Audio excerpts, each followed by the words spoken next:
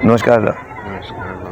तो दोस्तों, मैं इवनिंग वॉक पे आता हूँ और मेरी प्रेरक जो कहानियाँ हैं, बहुत सारे मित्र मेरे सुनते हैं। उसमें से घनश्याम जी हैं, डॉक्टर साहब है, राजेश जी वगैरह सब।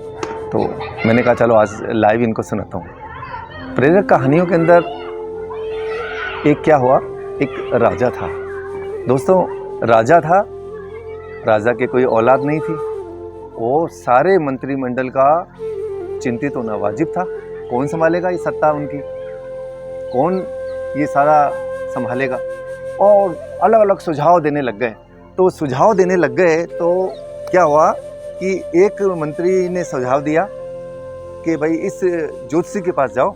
अब ज्योतिषी के पास में गया और उसने कहा कि भाई किसी बच्चे की अगर आप बलि देते हो तो आपके घर औलाद हो जाएगी और वो राजपाट संभाल लेगा। अब हुआ ऐसे कि राजपाट संभालेगा और बच्चे की बलि देखकर राजा चिंतित हो, बोले मैं अपने बच्चे के लिए दूसरे के बच्चे की बलि कैसे दूं। तो वो माना नहीं। तो उन्होंने एक उपाय निकाला मंत्रिमंडल ने कि भाई ऐसा करो कि अगर कोई स्वैच्छिक बलि देता है तो हमें क्या दिक्कत है। ठीक है, एक व्यक्ति के पास में 3 बेटे थे, 2 बच्चे बहुत पढ़ाई में होशियार थे, एक बच्चा बिल्कुल होशियार नहीं था। तो माता पिता ने सोचा कि क्यों ना इसी की बलि दे दो, ताकि राजा भी खुश और अपना भी कल्याण हो जाएगा। वो बच्चे को, तीसरा बच्चा जो घूमता रहता था, उसको लेकर राजा के पास पहुंचे और राजा को बोला कि भाई ये मेरा बेटा है और ये स्वैच्छिक बलि देना चाहता है राजहित के अंदर। ठीक है, रास्ता निकल गया। अब उस बच्चे ने खेल खेल के अंदर उस बच्चे ने बोला, राजा ने बोला बच्चे से कि कुछ चाहता है, अंतिम तेरी इच्छा है। बोले मैं मिट्टी से खेलना चाहता हूँ। बोले अच्छा मिट्टी से खेलना चाहता है। राजा एकदम सकपका गया, बोले खेलो, अंतिम इच्छा तो पूरी तो करनी थी। उसने क्या किया दोस्तों कि 4 मिट्टी के ढेर बनाए, 1 2 3 और 4। कितने बनाए? 4 ढेर बनाए।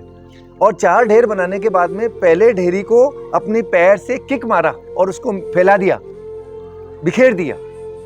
दूसरी ढेरी को भी बिखेर दिया, तीसरी ढेरी को भी बिखेर दिया और चौथी ढेरी के सामने जो मिट्टी का ढेर लगाया था खड़ा होकर प्रार्थना करने लग गया। अब प्रार्थना करने लग गया तो राजा ने देखा ये क्या रचना रच रहा है, ये बालक ये क्या कर रहा है ये। तो बालक से पूछा राजा ने कि ये तूने क्या किया बेटा।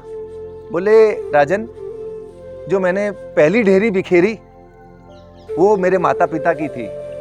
मेरे माता पिता का दायित्व होता है कि अपने बच्चे की रक्षा करें, पर वो खुद आपके पास में बलि के लिए लेकर आ गए, तो मैंने कहा इससे भी कोई उम्मीद नहीं है। दूसरी ढेरी मेरे रिश्तेदारों की थी, सगे संबंधियों की थी कि वो आए और बचाएं, कोई भी नहीं आया आपके सामने। तीसरी ढेरी राजन आपकी थी, ये इसलिए कि प्रजा की रक्षा करना राजा का दायित्व होता है और आप भी मेरी बलि के लिए तैयार हो गए। तो बोले अच्छा, और चौथी ढेरी किसकी थी? चौथी ढेरी ईश्वर की थी। मैंने कहा हे ईश्वर, मैं प्रार्थना कर रहा था कि देखो सबका साथ छूट गया, केवल आप ही मेरे रक्षक हो और आप ही मुझे बचा सकते हो। ये कहते ही उसने कहा कि यही सत्य है।